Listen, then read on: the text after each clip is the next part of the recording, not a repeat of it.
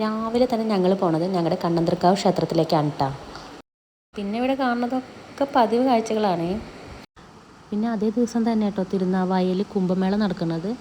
അപ്പോൾ എന്തായാലും അവിടേക്കും കൂടി ഒന്ന് പോകാമെന്ന് വിചാരിച്ച് എത്തിയ പാടെ തന്നെ ഇതാ ഈ സ്വാമിജികളെയാണ് കേട്ടോ. കുംഭമേള തുടങ്ങുന്നതിൻ്റെ ആദ്യത്തെ ദിവസമാണ് കേട്ടത്. കുറച്ച് വഴിപാടൊക്കെ ചെയ്തതിന് ശേഷം ഞങ്ങൾ പുറത്തിറങ്ങിട്ടാ. പുഴയുടെ അടുത്ത് എത്തുമ്പോഴേക്കും ഒടുക്കത്തെ കാറ്റായിരുന്നു കേട്ടോ. പുഴയിലൊക്കെ ഇറങ്ങാൻ ആഗ്രഹം ഉണ്ടായിരുന്നു കേട്ടോ. പക്ഷെ എൻ്റെ കെട്ടിയവൻ അത് മുളയിലേ നുള്ളി കളഞ്ഞു. പോണ വഴിക്ക് തന്നെ ഒരുപാട് പേര് ബലി അർപ്പിച്ചതൊക്കെ കണ്ടു കേട്ടോ.